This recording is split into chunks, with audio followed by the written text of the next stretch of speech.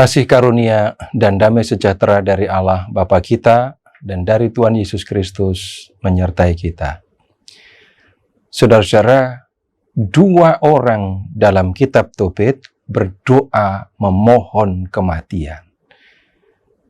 Tobit dan Sarah. Karena masalah masing-masing, mereka meminta Tuhan mengambil nyawanya.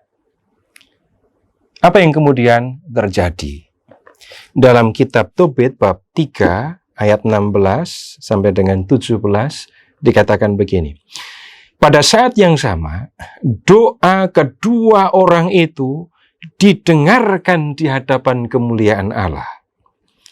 Lalu Rafael diutus untuk menyembuhkan keduanya agar bintik-bintik putih di mata Tobit dihapusnya, sehingga dapat melihat cahaya Allah dengan matanya sendiri, dan supaya Sarah, anak perempuan Raguel, diberikannya kepada Tobia, anak Tobit, sebagai istri, serta dilepaskan dari Asmodeus, setan jahat itu.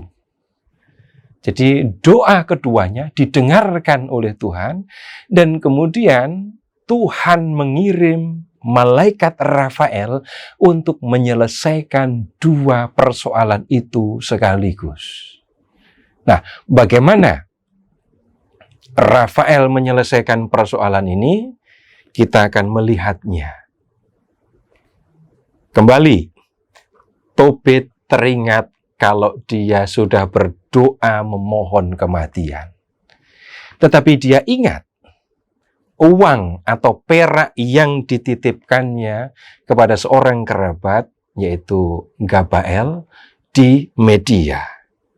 Nah, sebelum dia mati, dia ingin supaya uang yang dititipkannya itu kembali. Caranya kalau begitu, Tobia diutus untuk pergi ke Media untuk mengambil uang yang dititipkan kepada Gabael. Tetapi soal muncul, Tobia belum pernah ke Media. Dia juga tidak kenal dengan Gabael yang dititipin uang itu. Nah, kemudian Tobit menganjurkan supaya anaknya itu mencari seorang yang dapat menolong dia. Tobit berkata begini, "Anakku, carilah seseorang yang dapat dipercaya untuk pergi bersamamu. Kita akan memberi upah kepadanya waktu engkau kembali." Tobia menuruti permintaan bapaknya. Lalu dia keluar untuk mencari seorang yang dapat menolong dia pergi ke Media. Nah, di luar, Tobia bertemu dengan malaikat Rafael yang berdiri di hadapannya. Tetapi Tobia tidak tahu kalau dia itu adalah malaikat. Ya, mungkin kita membayangkan malaikat itu seperti manusia tetapi punya sayap. Tetapi ketika hadir di hadapan Tobia, Rafael hadir seperti seorang manusia. Dan jelas Tobia mengenal dia, menemui dia sebagai seorang manusia. Nah, kemudian Tobia bertanya, "Saudara berasal dari mana?" Lalu Rafael menjawab, "Aku seorang Israel, kita masih saudara. Aku datang kemari untuk mencari pekerjaan." Jadi, malaikat Rafael itu hadir di depan Tobia, tetapi dia hadir sebagai seorang pemuda yang mencari pekerjaan. Nah, kemudian Rafael, atau yang memperkenalkan diri sebagai seorang yang bernama Azaria, itu menyanggupi permintaan Tobia. Dia mau mengantar Tobia ke Media, bahkan dia mengatakan kenal dengan saudara-saudara Tobit yang ada di Media. Nah, kemudian mereka berdua berangkat. Dalam perjalanan itu, mereka berkemah di tepi sungai Tigris. Nah, Tobia masuk ke dalam air, ya, untuk mencuci kaki. Tiba-tiba seekor ikan besar muncul dari dalam air dan hendak menelan kakinya. Tobia terkejut, tetapi malaikat Rafael berkata, "Tangkaplah dan peganglah ikan itu." Tobia menangkap ikan itu dan kemudian malaikat berkata lagi, "Belahlah ikan itu, ambil empedu, jantung, dan hatinya, lalu simpanlah." Empedu, jantung, dan hati. Nah, daging ikan itu kemudian dimasak, kemudian ada juga yang diasinkan. Tetapi jeroan ikan gitu ya, empedu, jantung, dan hati disimpan. Kemudian mereka melanjutkan perjalanan. Ketika mereka memasuki negeri Media dan sampai ke dekat kota Ekbatana, Rafael berkata kepada Tobia, "Malam ini kita harus menginap di rumah Raguel. Dia kerabatmu dan mempunyai seorang anak perempuan bernama Sarah. Ia tidak mempunyai anak laki-laki dan tidak mempunyai anak perempuan selain Sarah. Sebagai kerabat terdekatnya, engkau lebih berhak daripada siapapun untuk mendapatkan anaknya." Jadi, malaikat Rafael itu mengatakan kepada Tobia, di kota Ekbatana itu ada kerabatnya. Dia punya anak perempuan dan kemudian kamu adalah orang yang paling berhak untuk memperistri perempuan itu. Kemudian mereka pergi ke rumah Raguel dan kemudian Rafael berbicara kepada Raguel supaya dia memberikan anaknya kepada Tobia menjadi istrinya.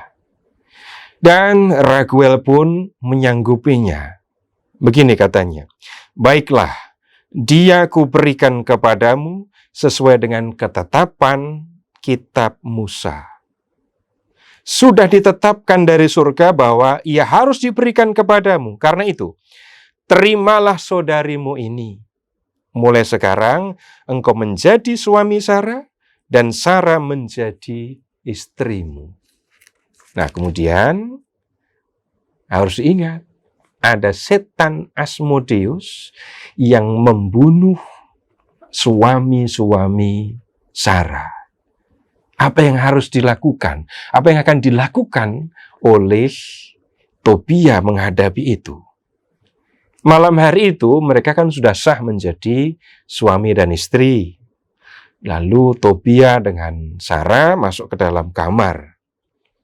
Dan di dalam kamar itu, Tobia mengambil hati dan jantung ikan itu dari dalam pundi-pundi yang dibawanya, lalu menaruhnya di atas bara pedupaan. Bau ikan itu mengusir setan, sehingga ia melarikan diri sampai ke Mesir Hulu. Setelah setan itu pergi, Tobia mengajak Sarah untuk berdoa. Nah, sementara itu, di luar kamar, Raguel, ayah Sarah, ini berpikir begini, 7 orang laki-laki suami Sarah mati semua. Tobia adalah yang ke-8. Aku tidak ingin orang tahu kalau suami Sarah yang ke-8 itu mati. Maka yang kemudian dilakukan oleh Raguel adalah menyuruh beberapa orang untuk menggali kubur bagi Tobit yang diyakini akan mati malam itu. Tetapi setelah kubur digali, ternyata Tobia masih hidup dan tidak apa-apa. Nah, sesudah itu, saudara-saudara, masih ada urusan. Tugas Tobia adalah mengambil uang di rumah Gabael. Nah, tugas ini diserahkan kepada Rafael. Jadi Rafael yang kemudian pergi ke rumah Gabael, mengambil perak yang dititipkan oleh Tobit, sekaligus mengundang Gabael untuk hadir di pesta perkawinan Tobia dan Sarah. Setelah pesta perkawinan berlangsung, Tobia membawa Sarah pulang ke rumah orang tuanya. Dan kemudian, ingat, dia masih membawa empedu ikan. Malaikat Rafael berkata kepada Tobia, oleskan empedu ikan itu pada matanya. Obat itu akan membuat bintik-bintik putih itu menyusut dan mengelupas dari matanya. Tobia melakukan hal itu, dan kemudian mata Tobit terbuka, dia bisa melihat lagi. Dan kemudian Tobit berkata begini, akhirnya aku melihat engkau anakku, sekarang aku rela mati. Nah, kemudian sesudah itu, tugas dari Rafael sudah selesai. Dan kemudian Tobit memanggil anaknya dan berkata begini, anakku, jangan lupa memberi upah kepada orang yang telah pergi bersamamu dan memberi pula tambahan upah kepadanya. Mendengar itu, Tobia bertanya, ayah, berapa banyak upah yang harus kuberikan kepadanya? Tobit menjawab, anakku, sepantasnya lah ia menerima separuh dari semua yang telah dibawanya kembali. Tobit sangat bergembira. Uangnya dibawa pulang, anaknya pulang dengan membawa istri, dan matanya sembuh dan melihat lagi.